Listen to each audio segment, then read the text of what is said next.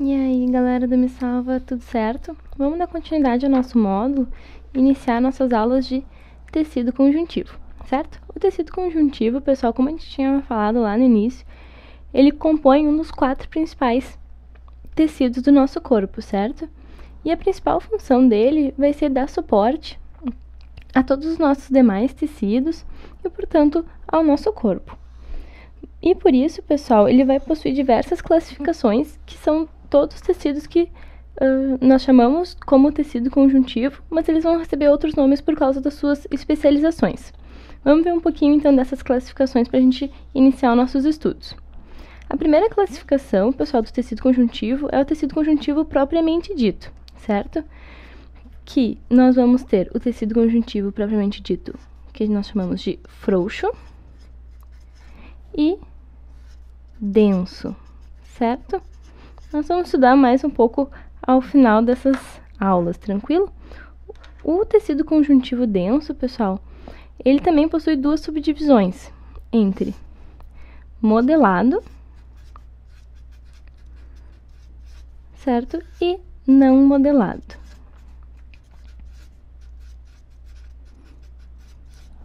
Bom, nós também ainda vamos ter 2 outros tipos de tecidos conjuntivos em relação às suas principais classificações, certo? Nós vamos ter o tecido conjuntivo de propriedades especiais, e nessa categoria nós vamos ter o tecido adiposo, né, que é aquele que vai armazenar a nossa energia, que a gente vai estudar também, o tecido elástico,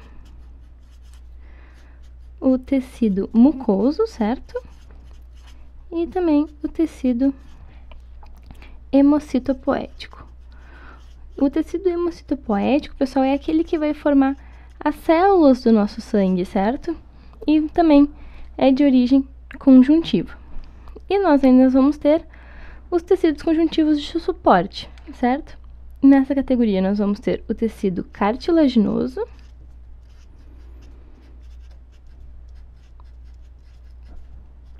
e também o tecido ósseo. Tranquilo? Bom, a gente pode perceber então que essa variedade de tecidos nós temos os principais constituintes estruturais do nosso corpo. E apesar de que, olhando assim, de uma maneira geral, eles parecem ser diferentes, eles possuem qualidades que vão estar compartilhadas, ou seja, que são semelhantes sob o ponto de vista da sua estrutura e também das suas funções, certo? E por isso eles são agrupados como tecidos conjuntivos. Além disso, pessoal, a maioria desses tecidos, eles são derivados do mesoderma. Lembra lá da embriologia o mesoderma é uma daquelas 3 camadas germinativas, certo? Bom, essas primeiras aulas, pessoal, nós vamos focar no tecido conjuntivo propriamente dito, certo?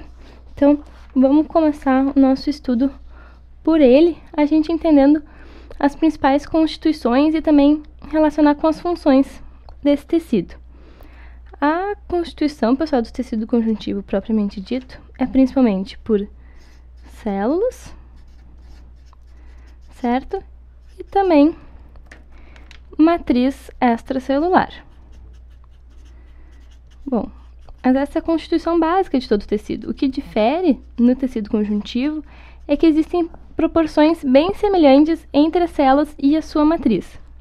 Bom, pessoal, o que a gente tem aqui, por exemplo? Esse primeiro tecido é aquele tecido que nós já iniciamos o nosso estudo, que é o tecido epitelial, certo?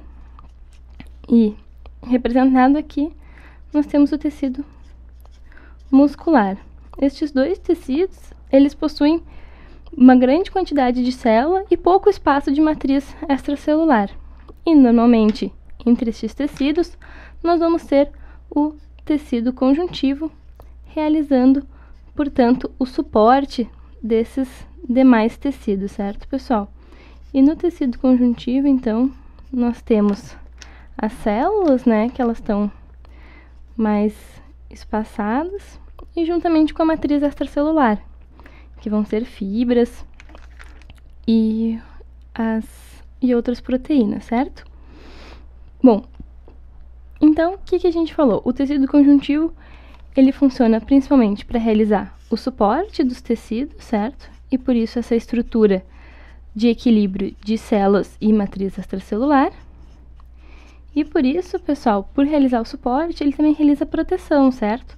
Contra agressões e atritos físicos. Tranquilo? Bom, e como nós temos também alguns vasos sanguíneos, né? O tecido conjuntivo, ele também fornece nutrição, principalmente ao tecido epitelial. Que o tecido epitelial, ele é avascular, certo? Então, ele vai fornecer, através dos seus vasos, nutrição, não apenas para o próprio tecido conjuntivo, mas também para o tecido epitelial. E, pessoal, no tecido conjuntivo, a gente também possui células muito importantes, que são as nossas células de defesa do sistema imune, certo? E, portanto, ele é importante para realizar a defesa do nosso organismo. Então, no tecido conjuntivo que vão ocorrer as reações inflamatórias e elas vão ser defendidas ali, certo? E, portanto, pessoal, por realizar a defesa, ele também é responsável pela reparação dos tecidos e também pela regeneração dos tecidos. Tranquilo?